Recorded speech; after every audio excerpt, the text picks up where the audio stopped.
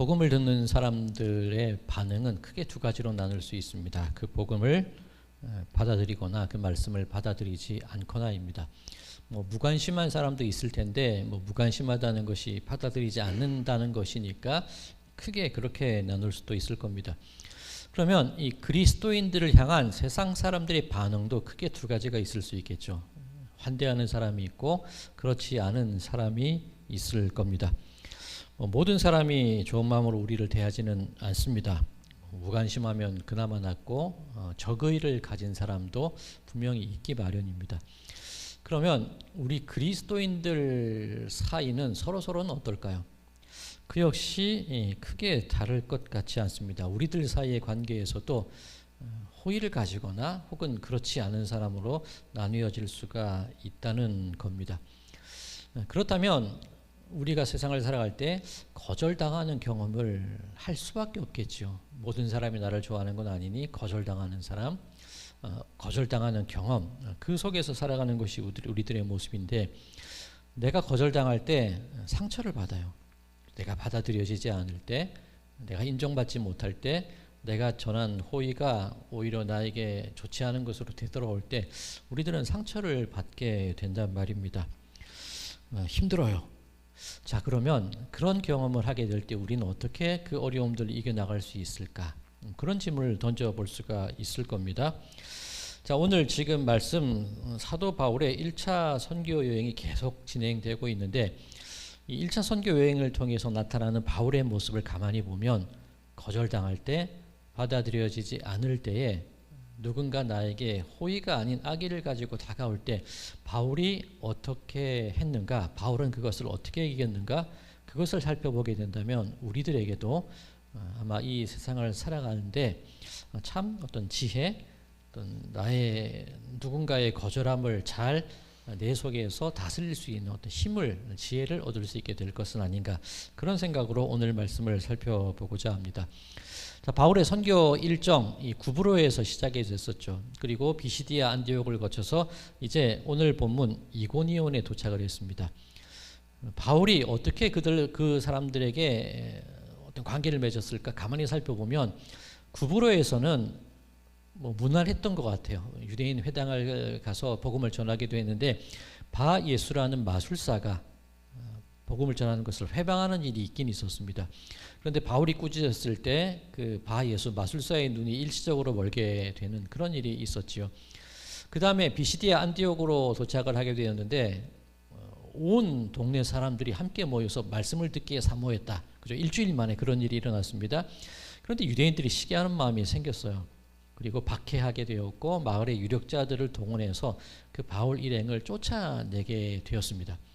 자, 그리고 오늘 이고니온에 도착을 하게 되었는데, 그러면 이 이고니온 사람들의 반응은 어땠을까? 결정적인 반응은 어땠을까? 오늘 본문 5절 말씀입니다. 이방인과 유대인과 그 관리들이 두 사도를 모욕하며 돌로 치려고 달려드니, 이고니온 사람들은 돌로 치려고 달려들었대요. 자, 물론 처음부터 이런 반응을 보인 것은 아니었을 겁니다. 처음부터 폭력적이고 처음부터 대항하고 거절하는 그런 분위기는 아니었을 겁니다. 자, 설교를 시작할 때 크게 두 가지 반응이 있었다 그랬죠. 받아들이는 사람이 있고 거절하는 사람이 있고, 아마 이고니온에서도 똑같은 반응이 일어날 겁니다. 오늘 본문 1절과 2절입니다. 이에 이고니온에서 두 사도가 함께 유대인의 회당에 들어가 말하니 유대와 헬라의 허다한 무리가 믿더라.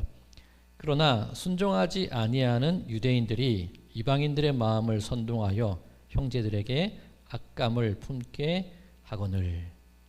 똑같이 두 가지 반응이 나타났지요. 자, 그러면 나를 거절해요. 받아들이지 않아요. 그렇다고 그곳에서 바로 떠나야 했을까요? 뒤도 돌아보지 않고 그냥 돌아섰을까요? 3절 4절 두 사도가 오래 있어 주를 힘입어 담대히 말하니 주께서 그들의 손으로 표적과 기사를 행하게 하여 주사 자기 은혜의 말씀을 증언하시니 그 시내에 무리가 나뉘어 유대인을 따르는 자도 있고 두 사도를 따르는 자도 있느니라. 예수님께서 친히 당신의 말씀이 전해질 수 있도록 두 사도를 통하여 표적과 기사를 행하게 하셨답니다. 주님이 역사하신 거죠. 그리고 오래 있어 아마 반대하는 사람이 있었음에도 불구하고 잘 견뎠던 것 같아요. 인내했던 것 같아요. 그런데 주님이 그렇게 역사하시는데 여전히 4절 말씀을 보면 무리가 나뉘어서 유대인을 따르는 사람이 있었고 두 사도를 따르는 사람이 있었다. 그렇게 오늘 본문은 증거합니다. 자, 그러면 지금까지 1차 선교여행, 앞서도 잠깐 정리했지만 다시 한번 정리해 보면 구브로에서는 크게 반대하는 사람은 없었어요. 회방하는 사람은 있었지만 크게 반대하는 사람은 없었습니다. 자, 비시디아 안디옥에서는 박해하고 쫓아내었죠. 지금 이고니온에서는 돌을 들고 치려고 달려들었어요. 상황이 점점점 안 좋아집니다. 그리고 다음 시간에 살펴보겠지만 이 이고니온을 떠나서 루스드라에 가게 되었는데 거기에서는 바울이 돌에 맞아요. 그리고 루스드라 성 사람들이 바울이 죽은 줄 알고 그냥 내버려두고 그 자리를 떠나게 됩니다. 그러면 점점점 심해지지 않습니까? 무난하다가 박해하다가 돌을 들고 쫓아오다가 기어이 돌을 들어 던지는 일이 일어나게 됩니다. 자, 바울이 지금 선교 여행을 할 때 바다의 위험, 풍랑의 위험, 산의 위험, 질병의 위험을 다 감수하면서까지 복음을 증거하고 있는데 좀 그 마음을 알아줬으면 좋겠는데 시간이 지날수록 사람들을 만나면 만날수록 더욱더 바울을 향한 어떤 거절의 표현들이 더욱더 강해지는 것을 보게 됩니다. 자, 그러면 속상하겠죠. 속상한 정도가 아닐 겁니다. 뭐 생명의 위협까지 당하는 상황이니까 이걸 어떻게 견뎌냈을까요? 이 정도면 안 하고 싶어 그랬을 법도 합니다. 내가 그렇게 위험을 감수하면서까지 복음을 증거하는데 어떻게 나에게 이럴 수 있지? 정말 질렸을 수도 있을 것 같은데 바울은 어떻게 이 모든 시간들을 견뎌 나갈 수 있었을까? 자, 그에 관한 답은 사실 우리가 지난주 시간 읽었던 말씀에 들어 있습니다. 자, 우리 지난주 말씀 가운데 우리 뒷부분 살펴보지 않고 넘어갔었지요. 자, 사도행전 13장 50절에서 52절까지 말씀 제가 읽겠습니다. 이에 유대인들이 경건한 귀부인들과 그 신의 유력자들을 선동하여 바울과 바나바를 박해하게 하여 그 지역에서 쫓아내니 두 사람이 그들을 향하여 발에 티끌을 떨어버리고 이고니온으로 가거늘 제자들은 기쁨과 성령이 충만하니라. 자, 이 바울 일행의 행동, 우리 이전에 비시디아 안디옥에서 박해하고 쫓아내는 사람들에 대한 바울 일행의 어떤 행동이 무엇이었냐면 발에 티끌을 떨어버린 것이었대요. 자, 이 행동이 이 사도행전 13장과 14장을 연결해주는 아주 중요한 어떤 구절이 되기도 하고 바울이 앞으로 행해 나가는 선교의 모든 과정 속에도 이 원리가 굉장히 중요하게 작용을 합니다.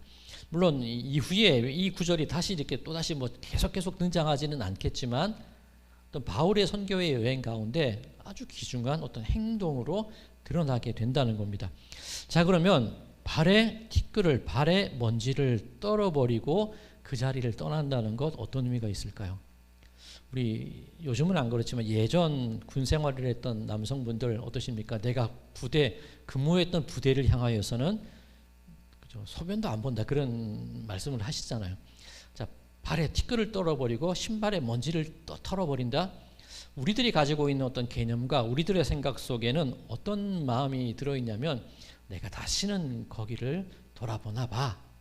그런 어떤 일종의 저주까지는 아니겠지만 정말 어떤 경멸하거나 모든 관계를 끊어버리려는 시도를 발에 먼지를 털어버리는 걸로 그렇게 생각을 합니다. 그렇죠. 우리가 아이 재수없다고 옷에 막 옷을 털거나 그죠 침을 뱉거나 그렇게 해서 그 자리를 돌아서는 경우도 있지 않습니까? 자, 우리는 이 구절을 볼 때 거의 그런 느낌으로 이 구절을 이해를 한단 말이에요.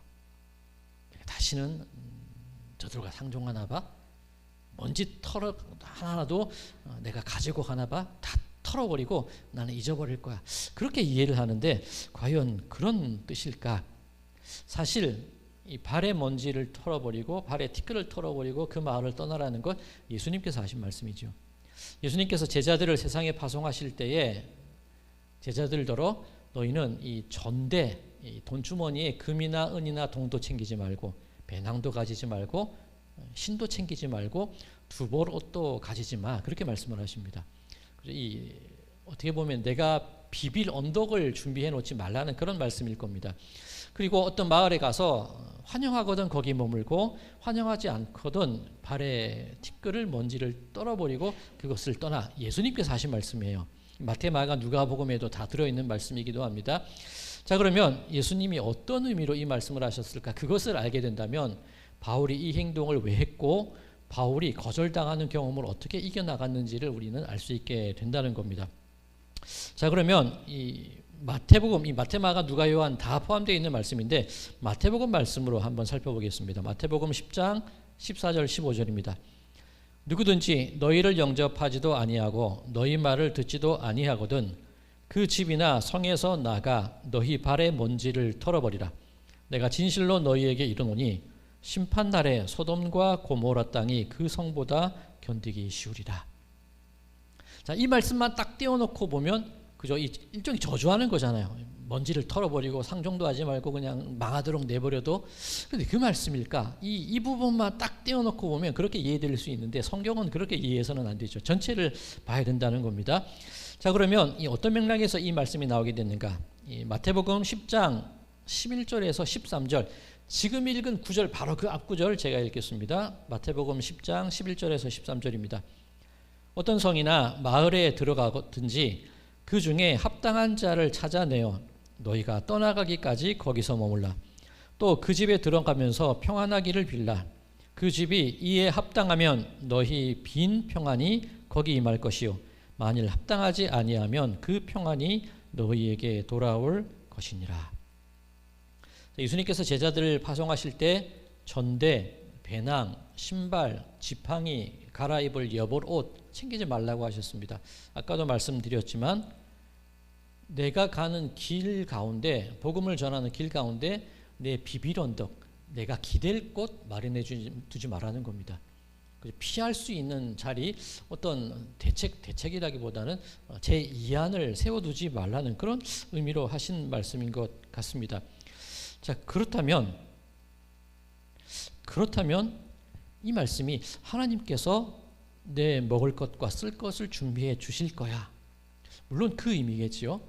자, 그런데 엘리야 선지자가 사르밧 과부 집에 갔을 때 무엇을 먹고 그 가뭄의 때를 보냈습니까?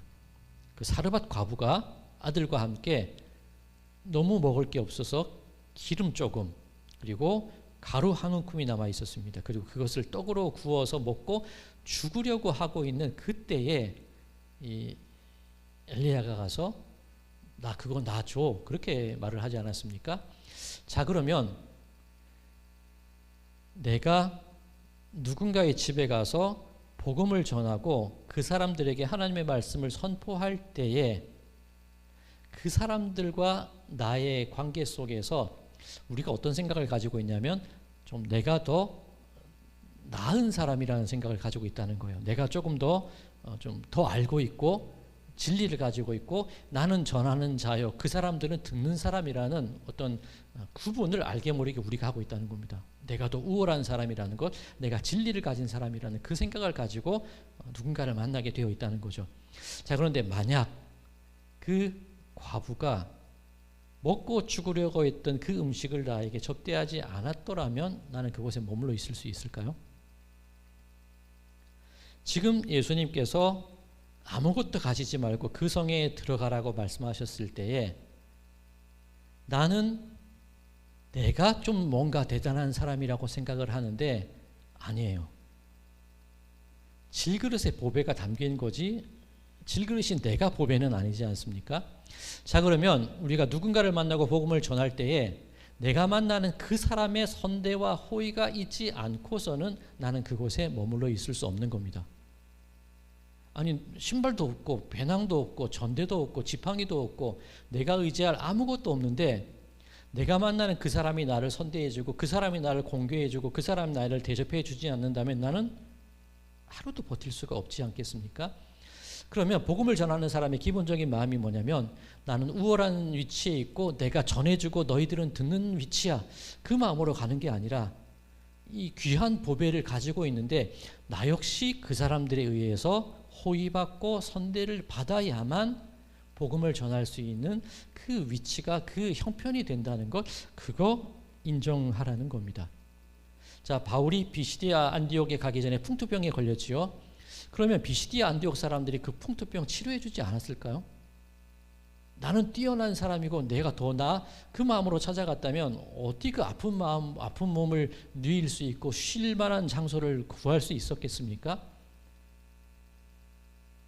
즉 우리가 가지고 있는 기본적인 개념, 내가 낫다는 생각은 버리고 나도 환영받고 선대받는 사람이어야 똑같은 그런 위치에 있을 때에 그곳에서 복음 증거가 일어날 수 있다는 것, 이게 1단계입니다.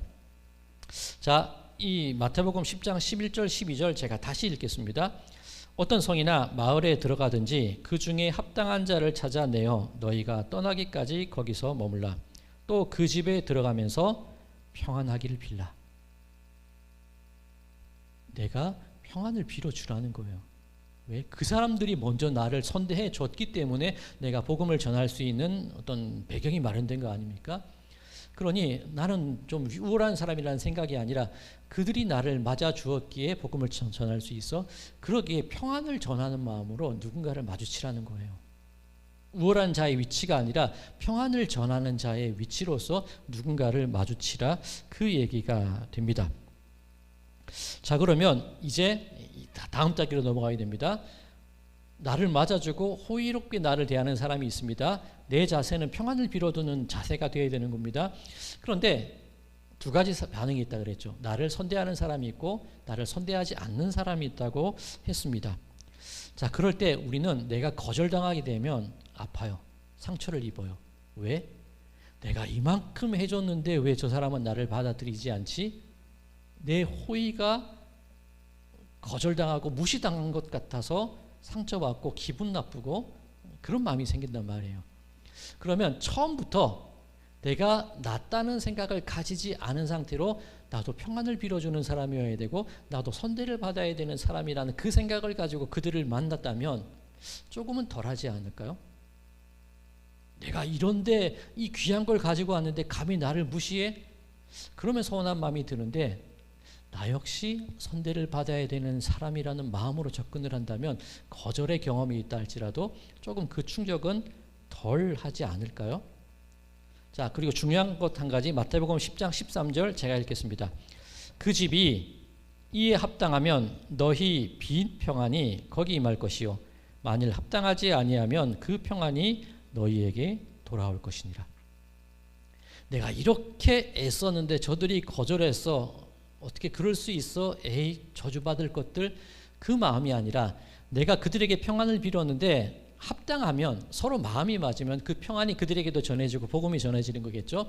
그런데 합당하지 않으면, 거절하는 사람이 있다면 그 내가 빌었던 평안은 어떻게 되냐면 나에게 돌아온다는 거예요. 자, 그 말은 내가 복음을 전할 때 거절하는 이들도 있는데 그것 가지고 마음 상처받을 필요가 없다는 거예요. 그들의 거절이 내 마음에 상처를 입히도록 놔두지 말고 나는 내가 빌 수 있는 평안을 다 빌었고, 비록 그들이 거절한다 할지라도 그 거절이 나에게 상처를 주고 나를 무시하는 게 아니라 내가 그들을 향하여 또 빌었던 그 평안은 여전히 내 가운데 남아있다는 것, 그거를 알라는 겁니다.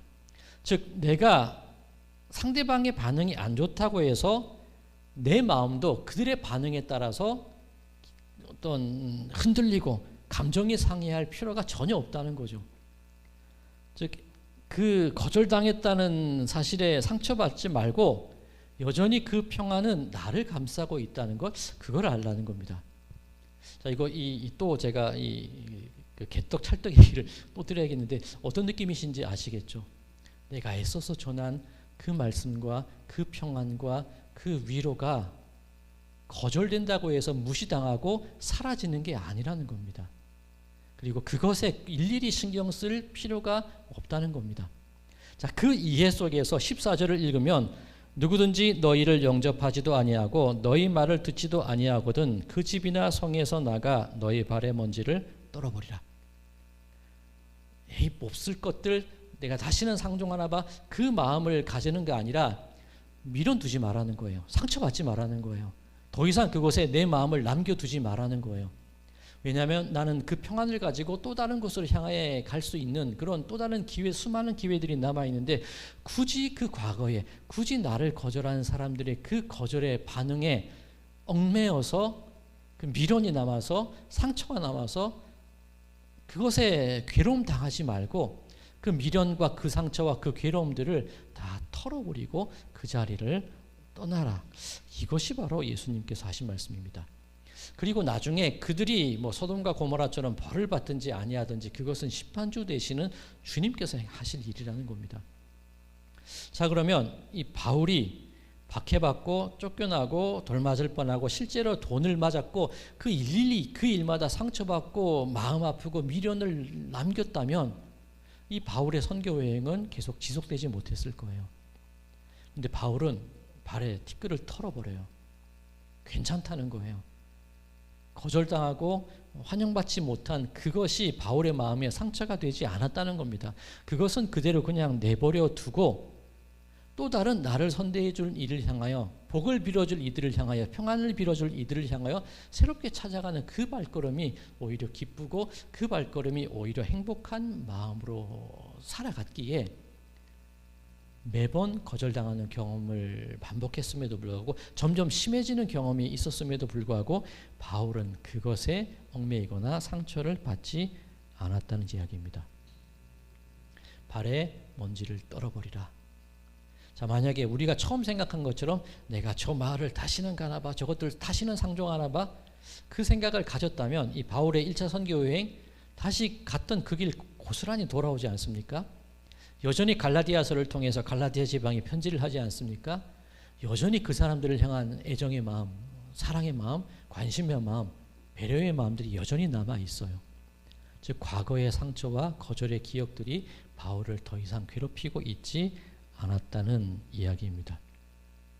자, 사랑하는 성도 여러분, 바울이 그 만남 가운데 그 거절들을 이겨낼 수 있었던 것, 먼저 하나님의 말씀이 나를 움직이고 있다는 그 믿음을 가지고 있었기 때문입니다.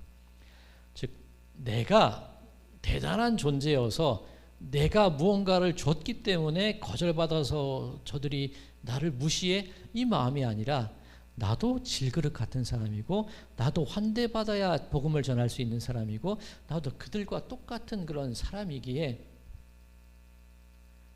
나도 아무것도 아닌 존재라는 것을 알기에 그 모든 아픔의 과정들을 이겨낼 수 있었다는 것, 그리고 나를 환대해주는 사람들에 대한 감사, 그들에 대한 평안, 그들을 향한 어떤 위로, 거절을 받아도 마음에 담아둠지 않은 그 넉넉함들, 이것이 바울로 하여금 상처받음에, 거절받음에도 불구하고 그 상처가 그 마음 가운데 남아있지 않을 수 있는 귀한 비결이었다는 것 믿으시기 바랍니다. 자, 그렇다면 우리가 이 세상을 살아갈 때에 우리들도 나를 만나주는 사람에 대한 고마움이 있어야 된다는 거예요. 제가 좀 속된 말을 하면 집값 것들이 뭐라고 이 마음이 아니라, 그래 나를 맞아줘서 고마워, 내 얘기를 들어줘서 고맙고 복음을 전할 때 그 복음을 들어줘서 선대해줘서 고맙다는 평안을 빌어주는 마음이 먼저 우리들에게 있어야 된다는 것입니다. 자, 그럴 때 그게 겸손이라는 거예요. 그게 복음을 전하는 자라는 거예요. 자, 사랑하는 성도 여러분들, 비결 큰 거 아닌 것 같지요. 나도 아무것도 아닌 사람입니다. 거기서 시작하는 거예요. 그리고 내가 빌어준 평안, 받아들여지지 않아도 그 평안은 여전히 이 땅 가운데 나에게도 머물러 있다는 것, 그것을 인정하는 것, 그렇게 이 세상을 살아가게 될 때에 우리들은 여전히 우리의 하루가 평안 가운데, 위로 가운데 살아갈 수 있지 않겠습니까? 바라기는 그렇게 평안을 빌어주는 마음으로, 나도 선대받아야 살아갈 수 있다는 마음으로 하루를 지내시는, 그리고 그것이 우리 성도님들의 마음 가운데 진정한 위로가 되는 하루가 되시기를 주님의 이름으로 간절히 축원드립니다.